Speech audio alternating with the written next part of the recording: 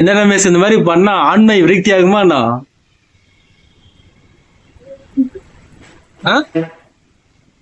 ஆண்மை விருத்தி ஆகுமா இல்ல உடம்பு பலமாகுமா?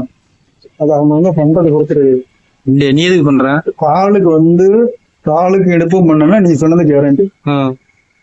ஒரு ஆம்பளை அதாவது இந்த என்னது கட்டவரில் இது இல்ல, ஆமா, அதுல இது வரைக்கும் ரொம்ப எவன் டைப் பண்றானோ அவனுக்கு ஓரளவுக்கு மற்றவங்களை விட ஒரு 30% அதிகமா ஆண்மைக்கு ஆண்மை அதிகமாகுமா?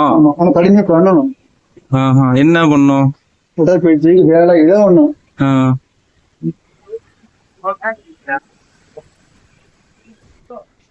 ஒண்ணு உடம்பு நல்லா இருக்கும், ரெண்டாவது உடம்பு நம்ம எந்த அளவுக்கு டைட்டா வச்சிருக்கிறோமோ அந்த அளவுக்கு மனசு ஓரளவுக்கு ஒரு நிலப்படும்.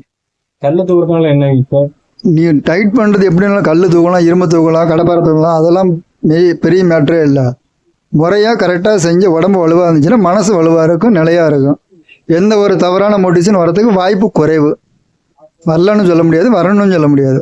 நம்ம மனசை ஒருநிலைப்படுறதுக்கு உடம்பும் மனசும் ஒரே லெவலில் இருக்கிறதுக்கு இது ஒரு பயிற்சி.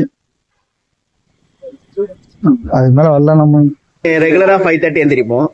அது ஒரு தடவை எந்திரிச்சிட்டாலே ஆட்டோமேட்டிக்கா வந்துடும். அதே மாதிரி ஒரு தடவை விட்டுட்டாலே திரும்ப ஒரு மாசத்துக்கு சோம்பேறித்தனம் ஆயிடுவோம். ரெகுலரா நம்ம ஒரு தடவை எந்திரிச்சு பண்ண ஆரம்பிச்சிட்டோம்னா அந்த ஃபிட்னஸ் உங்களுக்கு ஒரு 5 நாள் வந்தீங்கன்னா ஜிம்முக்கு நம்ம கை அப்படி தூக்குறது அந்த இதெல்லாம் ஒரு ஆக்டிவிட்டி கிடைக்கிறதுல புதுசா வர்றவங்களுக்கு அது மாதிரி தான் ஜிம்முங்கிறது.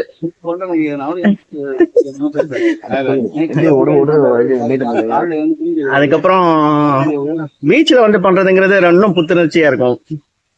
காத்து, நண்பர்களை டெய்லி வர்றவங்க எல்லாத்தையும் பார்க்கலாம். ஸோ அவங்க கூட பண்ணும் போது இன்னொருத்தவங்க பண்ணும்போது நம்மளுக்கு ஒரு மோட்டிவேஷன் கிடைச்சிரும். சரி, இவங்க இவ்வளவு பண்றாங்களே, நம்மளும் இதுக்கு மேல நல்லா பண்ணலாம், உடம்பு நல்லா ஃபிட்டா வச்சுக்கணும் அப்படின்னு சொல்லி.